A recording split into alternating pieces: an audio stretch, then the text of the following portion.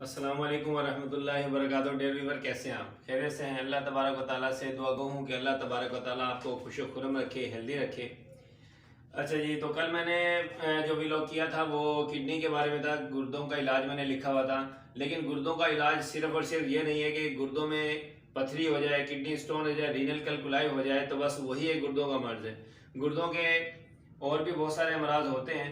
तो हम चलते हैं गुर्दों के इलाज के पार्ट 2 की तरफ। इस वीडियो का नाम दूंगा मैं पार्ट 2, किडनी का इलाज पार्ट 2। जैसे आज हम जिक्र करेंगे क्रिएटिनिन का, क्रिएटिनिन और यूरिया का। जब हम ब्लड टेस्ट करवाते हैं तो उसमें क्रिएटिनिन और यूरिया बढ़ जाता है, वो भी गुर्दों की खराबी की वजह से ही बढ़ता है। तो उसके लिए जो सबसे बेहतरीन एहतियात है, सबसे बेहतरीन एहतियात उसकी ये है कि आपको पानी कम पीना है। अमूमन ये बात यहाँ बताना मैं ज़रूरी यूँ समझता हूँ। इसमें दो टॉपिक हैं जो बहुत अहम है। नंबर 1 कि हमें कैसे पता लगेगा कि हमारा क्रिएटिनिन बढ़ा हुआ है या यूरिया बढ़ा हुआ है। इसका बेहतरीन जो एक हम अंदाज़ा लगा सकते हैं कि अगर हमारा ब्लड प्रेशर बहुत ज़्यादा बढ़ा हुआ है और हमें कोई सिम्टम नहीं है, सर में चक्कर नहीं आ रहे, दर्द नहीं हो रहा, चक्कर नहीं आ रहे, या कोई ये जैसे पट्ठों में खिंचाव हो जाता है, इस तरह की जो सिचुएशन एक ब्लड प्रेशर हाई वाले पेशेंट को हो जाती है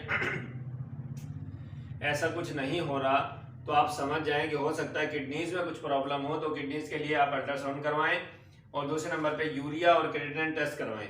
तो हो सकता है कि आपका क्रिएटिनिन बढ़ा हुआ है, और जब आपको पता लग जाए कि मेरा क्रिएटिनिन बढ़ा हुआ है तो फिल फॉर पानी पीना छोड़ दें, बिल्कुल ख़त्म ना करें।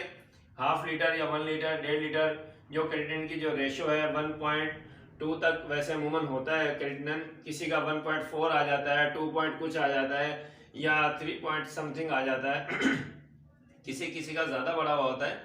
और अगर ये क्रिएटिनिन ज़्यादा बढ़ जाता है तो फिर डायलिसिस की तरफ जाना पड़ता है। डायलिसिस तो ज़ाहिर बात एक तकलीफ दे मरला भी है, और उसमें खर्चात भी आते हैं, आने जाने की, हॉस्पिटल आने जाने की तकलीफ अलग होती है। तो बेहतर ये है कि डायलिसिस से बचा जाए और उसको डायलिसिस की कंडीशन में पहुंचने से पहले पहले ही कंट्रोल कर लिया जाए। ठीक है, तो क्रिएटिनिन का जो बढ़ना है बॉडी के अंदर वो एक अच्छी अलामत नहीं है। तो कल जो मैंने व्लॉग किया था उसके अंदर सिर्फ मैंने किडनी स्टोन के बारे में तबसरा किया था, लेकिन आज मैं क्रिएटिनिन के बारे में बात कर रहा हूँ। क्रिएटिनिन और यूरिया जब ये दो बढ़े हुए होते हैं तो इसका मतलब ये है कि हमारा जो किडनीज का प्रोसेस है वो ठीक तरह से नहीं चल रहा, उसको ट्रीटमेंट की ज़रूरत है। इसमें टोटका सिर्फ मैं एक ही यही बताऊंगा कि आपको पानी नहीं पीना है। पानी ज़्यादा से ज़्यादा 1 लीटर आप 24 घंटे में इस्तेमाल कर सकते हो। उसमें चाय, दूध वूध जो भी आपको परहेज में दवा लेने के लिए जो पानी इस्तेमाल करना हो सारा उसमें 1 लीटर के अंदर अंदर आपको इस्तेमाल करना है।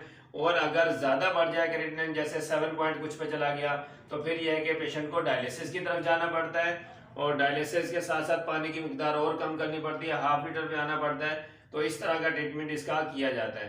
ठीक है, तो बाकी जैसे हाइड्रोनेफ्रोसिस का जिक्र है और दूसरी बीमारियां हैं तो वो इंशाल्लाह फिर कल हम डिस्कस करेंगे। आज के लिए इतना ही।